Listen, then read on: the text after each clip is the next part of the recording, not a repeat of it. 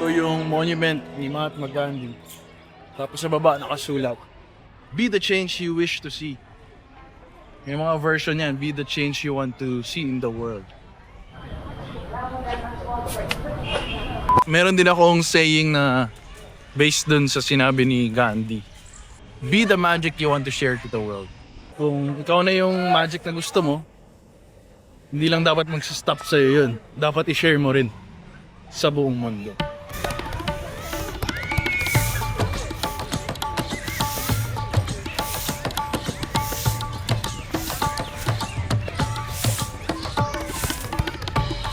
Hello, great day. Nandito tayo ngayon sa memorial place na Rajghat. No, ito yung memorial ni Mahatma Gandhi.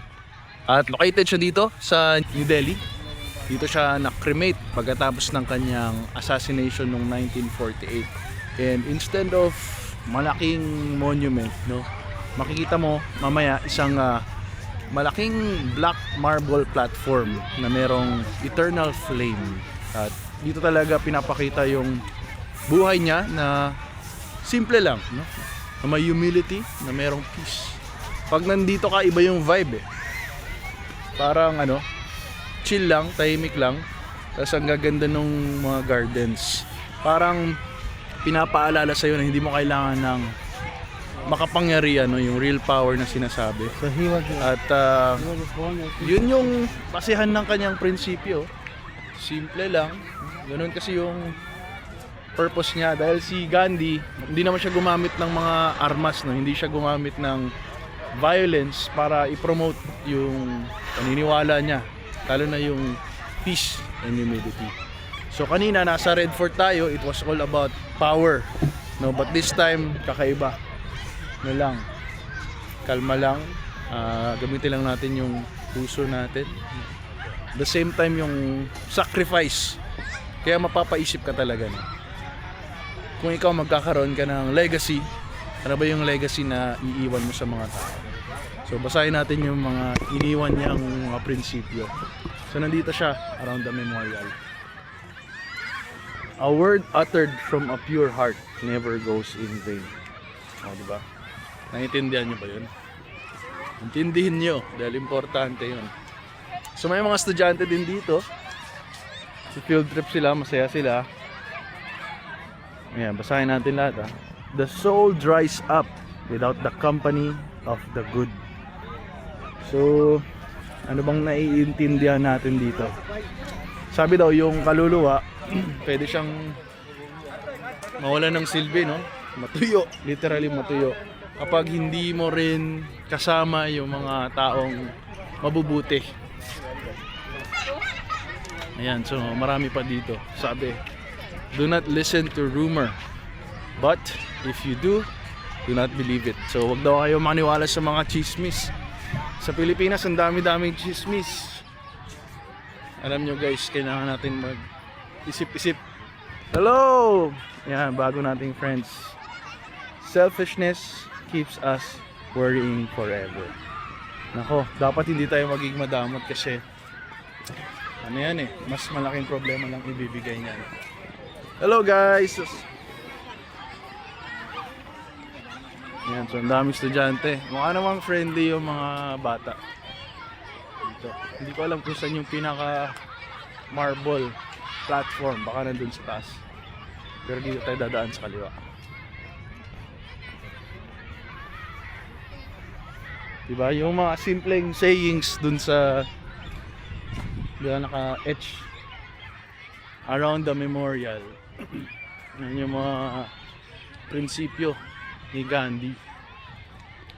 Isipin nyo, no? Yung taong naghahangad lang ng tama, kabutihan, pinapatay. So, mahirap yun. Pero, ito naman yung parang palatandaan. Hindi lang para sa India, pero sa buong mundo na kailangan maging mabuti lang tayo. Bakit ba ang hirap-hirap maging mabuti? Kasi yung mga tao ngayon sobrang selfish. Bakit sila selfish? Ano bang, di ba? Nakukuha nila dun. Dapat kuha ka lang ng tama para sa'yo, tapos magbigay ka rin para sa iba. Ayan. Yan yung platform nandun sa baba. So kailangan pala natin bumaba. Ayan. So hanap lang tayo ng way mga baba. Umakyat ako para pag umakyat ka dito, hello! So yan. Nandito tayo sa taas. Baba tayo ulit para makita natin. Okay? Hello guys! Say hello! Hello! Yan. Very friendly. Hello! Nakakatuwa yung mga bata. Sana ganito lahat ng tao. Happy. Although ganito din naman yung mga Pilipino. Masayahin. Lalo na mga bata. Pansin ko parang all girls to eh. All girls school. Tutuwa sila kasi may hawak akong camera.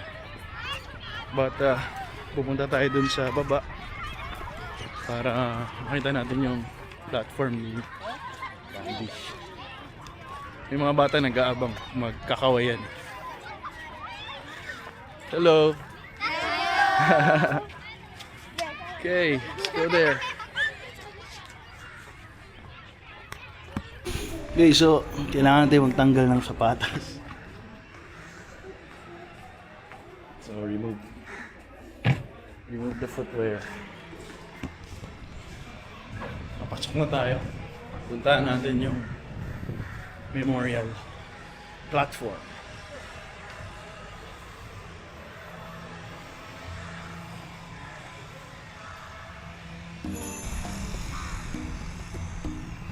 Okay, literally very grounding experience. Sinakapalak ako. At ito na. Ito yung platform. Pwedeng magpa-picture. Yan pala yung tinatawag nilang eternal flame. So, you just need to pay respect.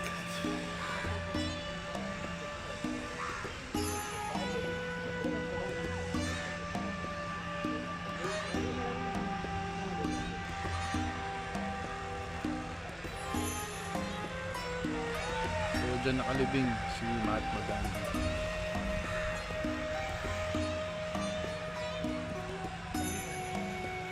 Pwede rin umikot around the place.